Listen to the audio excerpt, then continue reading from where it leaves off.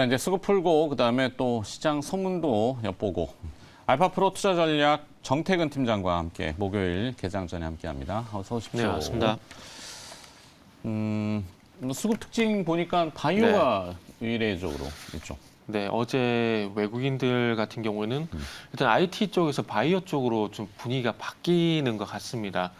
그래서 지금 그 화면을 보시면 아시겠지만 외국인 같은 경우에 뭐 삼성 바이오로직스, 셀트리온, SK 바이오사이언스가 최상위에 올라와 있고요. 그리고 LG화학도 지금 2차 전지라고 보는 게 맞을 수도 있는데 일단 LG생명과학을 흡수를 했기 때문에 일단 바이오도 연관성이 좀 있다라 좀 봐야 될 것 같습니다. 이 부분은 JP모건 헬스케어 뭐 그런 부분들 작년에 참석을 했었기 때문에 물론 온라인이긴 하지만요. 그래서 그런 부분도 있을 것 같고 어쨌든 뭐 바이오가 포진이 돼 있다는 부분들이 상당히 좀 특징적이다라고 좀 봐야 될 것 같고 그러면은 오미크론이나 이 네. 코로나 이슈보다는 오히려 그 다음 넥스트 네네. 다음 뭔가를 보는 것 같죠, 그렇죠? 일단은 뭐 오늘 제가 소문을 들어서 미리 예고를 드리면은 뭐 JP모건 헬스케어 이거를 볼 수도 있는 거고요. 네. 그리고 이제 주초부터 이제 조금씩 이게 나오고 있는 그 증거사 통해서 보고서가 좀 나오는 것들, 리포트가 나오는 것들이 그 작년에 코로나 때문에 중단됐었던 그 임상 파이프라인, 네. 요게 이제 다시 재개가 될 것이다 이게 나오게 되면서 이제 임상 파이프라인 쪽에 이제 성과 연구 결과가 있고 진행했던 그 기업이 있으면 거기에 좀 그런 기업들에 좀 관심을 가지고 이제 어찌 보면은 또 삼성 바이오로직스라든지 SK 바이오사이언스 같은 경우에는 물론 백신 생산도 중요하겠지만 본업인 뭐 CMO라든지 CDO 이쪽 사업도 이제 앞으로 커질 거니까 뭐 그런 기업들도 관심을 가져보자라는 리포트가 나오고 있는데 뭐 그런 영향이 좀 있지 않나라고 좀 생각을 하고 있습니다. 그러니까 뭐 오늘도 아침에 파이자가 네네. 이제 부스터샷의 효용성에 대해서 네. 강조를 했고 좋다. 뭐 오미크론 뭐 네네. 충분히 항체 형성할 수 있고 방어할 수 있다. 뭐 이렇게 표현을 했기 때문에 계속 그 백신을 뭐 추가 접종을 해야 되고 그죠? 네. 그 대량으로 계속 공급을 해야 되잖아요.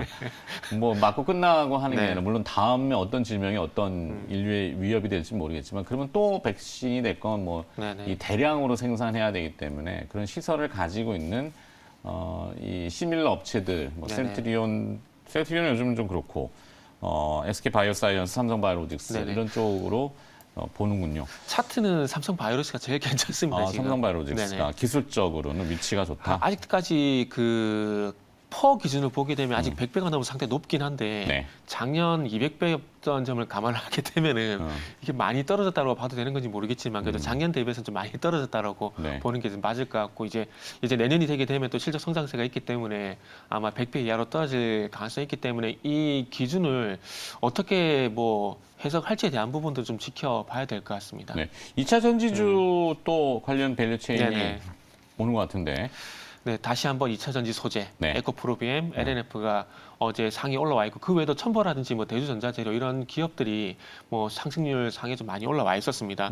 일단 잘 아시다시피 어제 뉴스가 나왔었죠. LG 에너지 솔루션의 상장 절차 돌입을 진행하고 다음 달 말경쯤 한 28일경쯤에 이제 상장을 할 건데 이 어쨌든 그 대형 IPO가 진행이 되게 되면서 그와 관련된 기업들이 좀 부각이 되고 있다라 좀 보시면 좋지 않을까 생각을 하고 있고요. 그리고 이제 테슬라에 다시 한 번 더 불을 지르는데 목표 주가를 상향 조정했습니다. $1,000로. 네. 그렇기 때문에 아마 해외 쪽에 이 테슬라 이슈 그리고 국내 쪽에 이 LG 에너지 솔루션 이런 이슈들이 좀 복합적으로 작용이 되게 되면서 아마 코스닥 쪽에서는 외국인 기관이 동반해서 이 2차 전지에 다시 한번 순환매 관점에서 좀 관심을 가지는 게 아닌가라고 좀 볼 수가 있을 것 같습니다. 네. 반도체가 조금 네. 주춤하고 뭐 아직은 지속성은 있습니다만 네네. 그럴 때 이제 2차 전지 소재나 네네. 몇 에코프로비엠은 헝가리에 8억 달러 규모의 양극재 공장 투자 네네. 발표를 또 했네요. 이것도 재료가 되는 것 같고. 아마 투자를 계속 해야 될 겁니다. 네, 전방업체들. 증설 투자. 네네. 자, 뭐 그 정도 뭐 수급 보면 될 것 같고 네. 뭐 게임즈야 뭐 이따가 다시 또. 자, 그럼 소문으로 들었어에서는 오늘 어떤 아까 말씀 잠깐 주셨지만 네네. JP 모건 헬스케어 컨퍼런스. 네. 그 오미크론 말씀해 주셨는데 그걸 하기엔 좀 너무 좀 지나가지고 그거는 이따 시간이 뒤에 또 일발이 되면은 있어요. 네, 그 시간이 되면 짧게 말씀을 드리고 일단 요 JP모건 헬스케어 컨퍼런스 요거 좀 말씀을 드리겠습니다. 네, 그거와 관련된 기업 이게 더 중요할 것 같습니다. 예, 예. 네.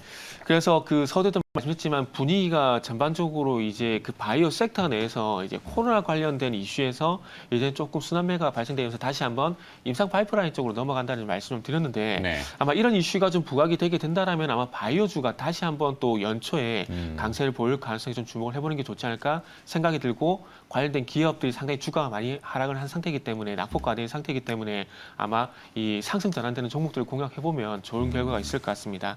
자 일단은 뭐 내년 1월 10일에서 13일 동안 4일이죠. 4일 동안 JP모간 헬스케어 컨퍼런스 제39회입니다. 작년 38회 같은 죄송합니다. 올해 38회 같은 경우는 코로나 때문에 온라인으로 열렸는데 올해는 이제 샌프란시스코에서 열릴 예정이라고 얘기를 하고 있는 상황이고요. 잘 아시겠지만은 글로벌 제약이란지 바이오 업체들 같은 경우는 연간 최대 행사입니다. 네. 그렇기 때문에 여기 좀 포커스를 맞출 수밖에 없고요. 이거 우리가 그 줄여서 JPM이라고 하겠습니다. 그 JPM을 주목한 이유가 뭐냐면 여기에 글로벌 다국적 기업들이 다 참여를 하기 때문에 바이오 관련해서 글로벌 동향이 어떻게 될 것인가 그리고 지금 현재 진행하고 있는 임상 파이프라인에 대해서 뭐 연구개발이라든지 성과를 공유를 하고요. 이런 것들이 공개가 되게 되면서 앞으로 방향성이라든지 그리고 빅팜의 어떤 계획 이런 부분들이 공개가 되기 때문에 좀 관심을 가져야 될 것 같습니다. 그래서 저도 보도 자료를 참고를 한 건데 네. 어쨌든 JP모간 공식 그러니까 JP모간 공식 초청장은 이번 달 중순에 그러니까 옵션 만기일 지나고 난 이후에 아마 공개가 될 겁니다. 그래서 네. 이 예상되는 기업만 리스트로 좀 말씀을 드리면 뭐 참여 유력 기업은 현재 삼성바이오로직스, SK바이오팜, SK바이오사이언스는 무조건 참여를 할 것 같고 네. 그 외에도 뭐 네오이문텍, NK맥스, 매드팩토, 파맵신 같은 기업들이 현재 유력하게 현재 얘기가 나오고 있는 상황입니다. 그래서 네. 작년 같은 경우에는 그 빅파마의 그 셀티리온은 불참을 하고 삼성바이오로직스는 참여를 했고요. 그리고 이머징 트랙 같은 경우는 한미약품, HK이노엔, 제넥신, 뭐 LG화학 그리고 휴젤 같은 기업들, 그 나머지 또 매드팩토라든지 여타 기업들이 있고요. 그래서 이런 부분들 참고했을 때 한번 유출을 좀 해본 것 같습니다. 네. 그래서 거기서 좀 주목이 되고 있는 부분들은 아무래도 그 면역 항암제 임상 파이프라인이 여전히 이슈가 좀 될 것 같습니다. 어제 뭐 종목 특징주 뉴스에서 보시면 아시겠지만 네오이문텍 같은 종목들 이미 먼저 개별 기업을 조금씩 하나씩 봐야 되겠죠. 그래서, 네네. 네. 자, 하여튼 그래서- JP모건 헬스케어는 일정이 1월 10일부터 13일로 네네. 예정돼 있기 때문에 불과 이제 한 달 후잖아요. 네네. 그럼 한 달 안에 이 재료들이 어떻게 반영이 될 거냐 이걸 네네. 먼저 좀 우리 항상 먼저 좀 다뤄야 되니까. 자, 그래서 이제 관련 기업, 대형 기업들이 이제 삼성바이오로직스, 네네. SK바이오팜, SK바이오사이언스 뭐 네네. 이런 쪽으로 있고 개별 기업 중에 이제 하나하나씩 네네. 네오이문텍부터 좀 볼까요? 네. 그래서 이제 뭐 가장 중요한 건 종목이기 때문에 네오이문텍을 한번 보게 되면 일단 바이오텍 쇼케이스에서 임상 결과를 발표할 예정이라고 합니다. 그래서 대장암이란지 췌장암 후보물질, 그러니까 NT-I7이라는 후보물질에 대해서 임상 2A상에 대해서 이제 사업화에 대한 논의를 할 예정입니다. 일단 이상까지 진입을 하게 되면서 이제 연구 개발 비용이라든지 그리고 이제는 파이프라인 어떤 앞으로 로열티 수입도 준비를 좀 해야 되는 상황이기 때문에 아마 그런 부분들에 대해서 머크라든지 로슈, BMS와 같은 다국적 기업들과 면역 항암제와 병역 임상을 이제 진행을 하고 이 병역 임상을 진행할 기업들과 어떤 미팅이 진행될 가능성이 상당히 높다고 좀 보면 될 것 같고요.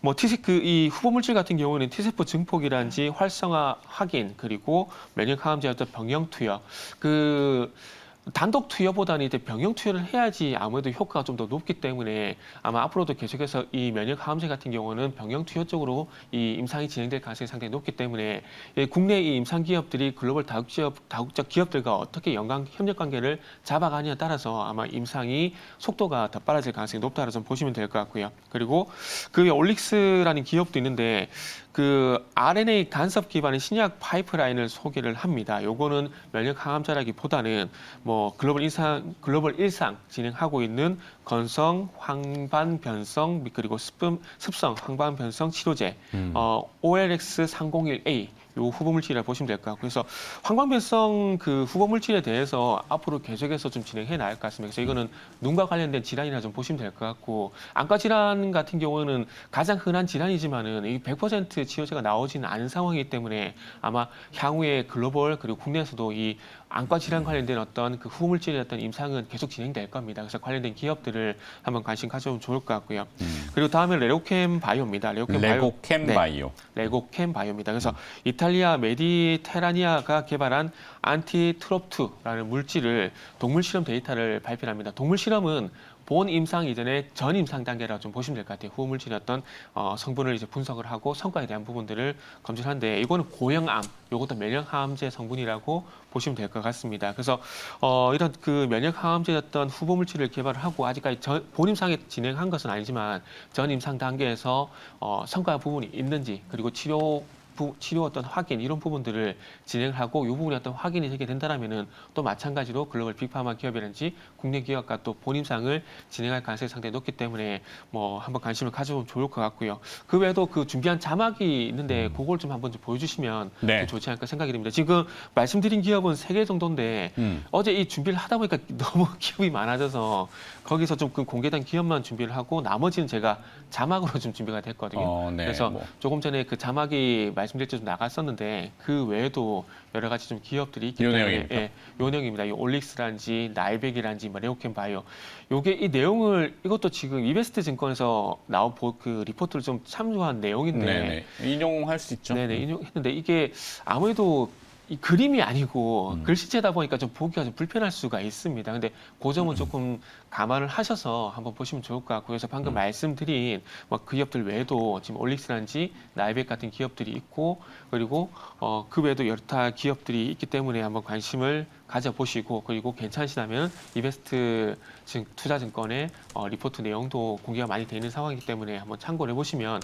좋지 않을까라는 말씀 좀 드리고 싶습니다. 그래서 일단은 이런 기업들이 있고 그리고 또 제가 관심을 가지는 기업도 리스트 3개 요거를 좀 말씀을 드릴 건데 네.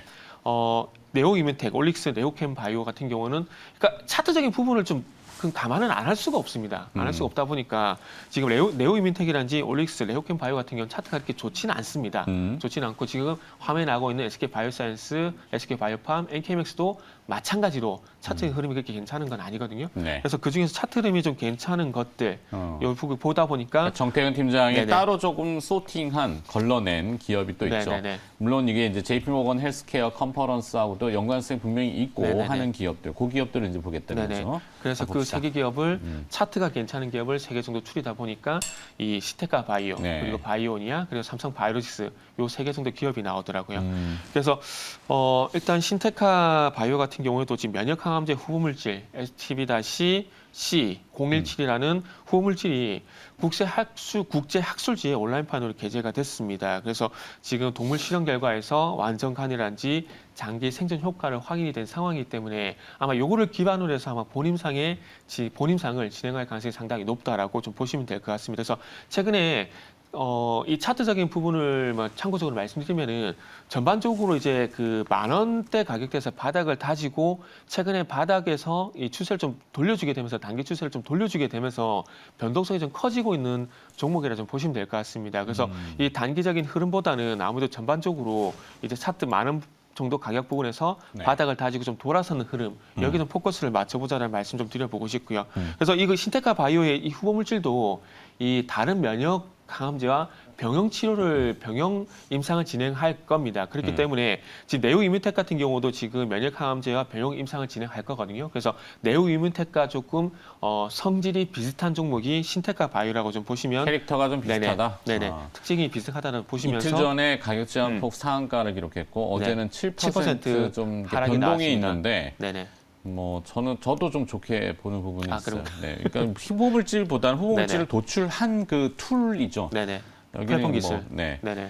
그것이 잘 판매가 이번에 JP모건 헬스케어에서 된다면 조금 달라질까 하여튼 앞으로는 아마 그 신약 개발 같은 경우는 플랫폼 기술이 앞으로 계속해서 좀 나올 것 같아요. 그래서 네. 그 신약 플랫폼 기술이 아마 이번에 코로나를 계기로 해서 이 플랫폼 기술도 좀 더 진일보하는 속도가 좀 빨라졌다. 이렇게 좀 보시면 될 것 같고요. 그래서 네.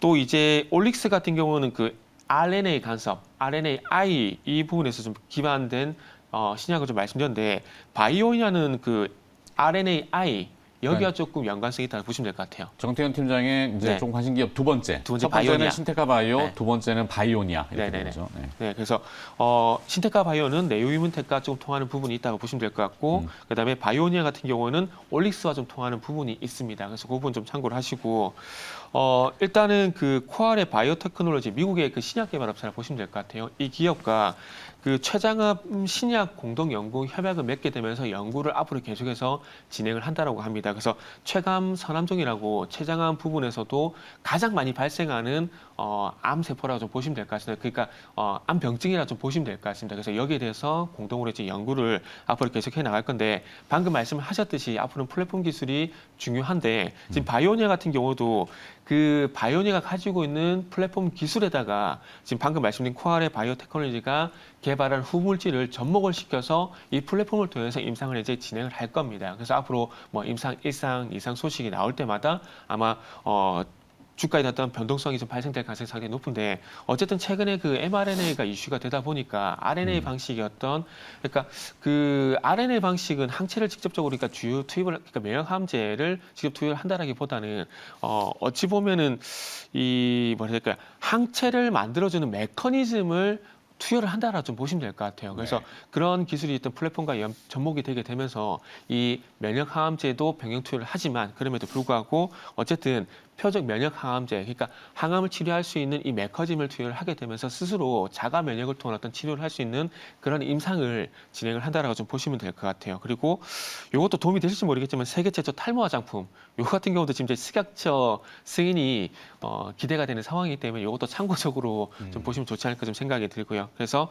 이 올릭스와 통하는 기업이 일단은 바이오니아라 좀 보시면 될 것 같고요. 네. 그리고 스몰캡 외에도 뭐 대형주 같은 경우는 뭐 삼성 바이오로직스, 지금은 셀트리온, 뭐 SK 바이오사이언스 그리고 삼성 바이오로직스가 국내 빅3라 좀 보시면 될 것 같은데 제가 처음에 말씀드렸듯이 차트적인 고려를 해봤을 때 삼성 바이오로직스가 차트적인 흐름이 제일 괜찮기 때문에 우리나라 빅파마 세계 중에서 삼성 바이오로직스를 말씀드린다고 좀 보시면 될 것 같고요. 뭐 어제 국제표준 품질 경영 시스템 인증을 획득했기 때문에 앞으로 CDMO라든지 CMO 쪽에서 좀 더 많은 수주가 있을 가능성이 상당히 높다고 보시면 될 것 같습니다. 그래서 내년 하반기에 4공장까지 가동을 하게 되면은 지금 매출 기준을 봤을 때는 글로벌 점유율이 15%입니다. 그런데 4공장까지 가동을 하게 되면은 최대 30%까지 점유율이 올라가기 때문에 아마 앞으로는 이 바이오 쪽에서 CDMO 쪽에서는 아마 대장 기업이 될 가능성이 상당히 높기 때문에 뭐 성과 플러스 뭐 숫자에 보이는 매출까지 봤을 때 뭐 빅파마, 삼성 바이오로직스도 한번 관심을 가져보면 좋지 않을까. 단점은 아직도 퍼가 많이 높다라는 점은 좀 감안을 하시면서 투자를 하시면은 좋지 않을까라는 말씀을 좀 드리고 싶습니다.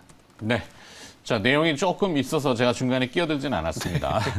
저도 준비하다 보니까 너무 아시더라고요. 아니, 좋습니다. 미리미리, 항상 우리는 미리 네. 준비하는 거. 지나가고, 아니면 임박해서 네. 뭔가 대응하기 어렵거나, 움직일 때 그거 풀어주는 거야. 뭐, 네. 다른 데서도 많이 하니까. 네. 하여튼 항상 한 발 앞서가는 우리 정태근 팀장이었습니다. 오늘 소문으로 들었고요. 알파프로 네, 투자전략 정태근 팀장이었습니다. 언제쯤? 아니요. 고맙습니다. 네, 감사합니다. 네.